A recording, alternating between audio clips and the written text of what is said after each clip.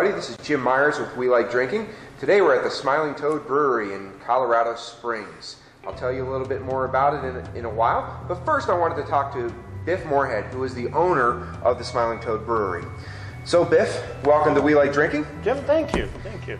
The first question I have for you is, when did your brewery open? We opened 20 May 2012 over on Bijou Street. We moved here 5 months ago in September. Okay, great. And so, when did you move over here off of 8th Street in Southwest Colorado Springs? 5th of September 2014. We moved over here. And why? This is a much bigger place. The old place was a tiny little place, 900 square feet. We're 2,700 square feet. We couldn't get our 3-barrel system in there. We were still on a half barrel over there. We just needed more room. We were getting folks in here, and we could seat 10 people. We were getting 11 and 12, so it was time to move. Okay, and this could seat, what, about 100 people? Oh, no, 48. 48. I've got okay. 48 chairs out there. I'm good at estimating numbers, folks. So, you mentioned that the size of your operation, it's a 3-barrel system? Yes. Could you explain to people what that means? Well, a barrel of beer is 31 gallons, so 3 barrels would be 3 times that, 93 gallons is the capability of my brewery system. Okay, and with that brewery system, I noticed you have 10 beers on tap at any time. What kind of challenges does that present? Well, we're constantly brewing. We got to brew 2 or 3 times a week to keep up demand for the beer. So it took a while to get caught up to 10 beers. We started with 6 beers at the old place, brought them down here, and it took us a while brewing schedule to get beers up to 10 beers here. Okay, and what prompted you to get into the business? I wasn't doing anything. I've been a home brewer for years, and I wasn't working at the time. My wife suggested that we just start the brewery. Oh, fantastic. There you go. Behind every great man is a great woman. That's true. That's true. And so have you always been a beer guy? Yes, yeah. I've always enjoyed beer. I mean, it shows. But yeah, I've drank Schlitz forever, or American beers, and my wife introduced me to European beers of the world, and my fascination just grew and grew, and then I started home brewing and kept taking it to the next level. And so the next logical step was to open a brewery or purchase a brewery. That was it, yes, and it was easy to purchase the brewery. The brewery was for sale, so we took over the operations. Okay, so what's been your biggest surprise that you didn't expect getting into the business? There's been a few surprises, but I'm at a loss here. The aspect of having to make so much beer for people, and different styles, the different styles of beer that people enjoy, and they don't necessarily enjoy the styles that I enjoy. So we try to keep a bunch of beers on tap. Okay, it's about keeping the customer happy as well. It is about keeping everybody happy. Okay, and where did you come up with the name, the Smiling Toad? All the other names were taken. No, I wanted to call it, I grew up in Arizona and had a Hispanic background, so I wanted to call it Sapo Wapo, which in Spanish, sapo is frog, but it also means lucky. If you win the lottery, they'll just yell sapo at you. If you get a fly ball in baseball, it's sapo. And Wapo is handsome, and I like the alliteration. My wife said it takes too long to tell a story, so I tell that story every chance I get. Great. She said no to that, and I threw other names out, and she said no, and finally Smiling Toad just hit me, and she said, yeah, you can do that. And it was also not, it's different from any other brewery's name. Okay, and this is part of it. You need a storyteller behind every good brewery. So what makes your brewery special? What can people expect when they come in here? You know, what makes our brewery different, I believe, is the fact that we don't have TV, we don't do music. It's all, everybody gets to know each other. We try to remember everybody's name. We try to be kind and engage everybody in a conversation.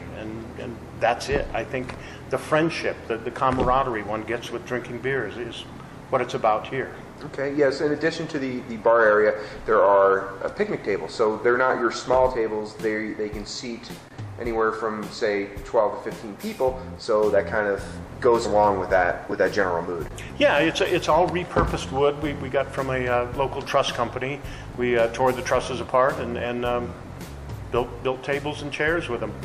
Okay, fantastic. So who comes to this place? Who's your clientele, I guess you could say? We get a pretty diverse clientele. We get all ages, 21 and up. and just beer drinkers, people that love beer or people that are trying to understand beer. We get home brewers, we get people that in the neighborhood. We get we're near the canyon, so we get a lot of bike riders, hikers.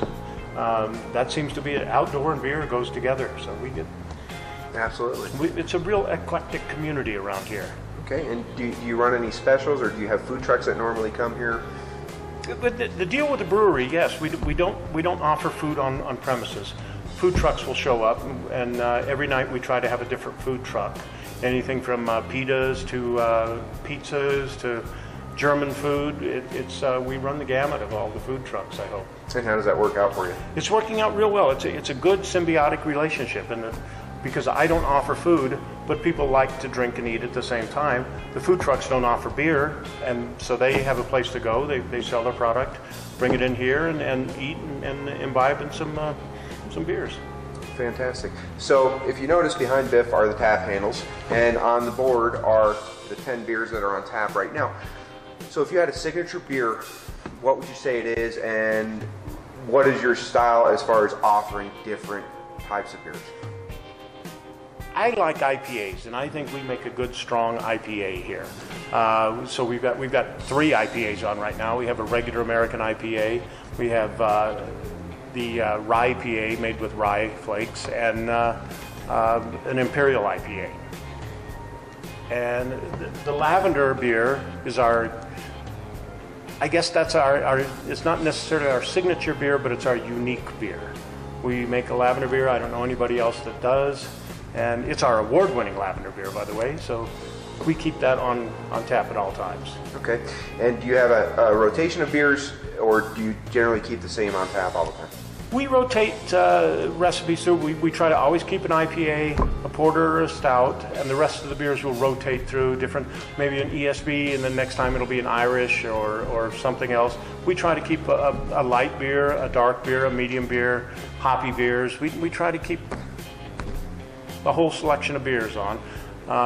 Like I said, the IPA and the lavender we keep all the time. The other beers rotate through. Okay, fantastic. So finally, I wanted to ask you, why should people come and visit the Smiling Toad Brewery here in Southwest Colorado Springs?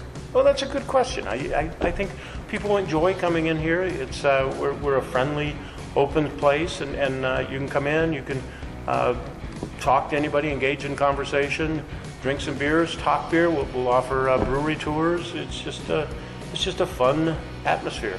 Okay, and can you tell people the address and how to find this place? Oh, thank you. 1757 South 8th Street. We're in the southwest portion of Colorado Springs. Just find the Broad Market Square and 3 speed bumps to the very back, and here we are. Okay, folks, there you have it. Biff Morehead with the Smiling Toad Brewery. Look for it, find it, it's worth a trip. You'll have a good time here, you might make a few friends, and you'll enjoy the beer. Thank you very much, Biff. Well, thank you very much, Jim.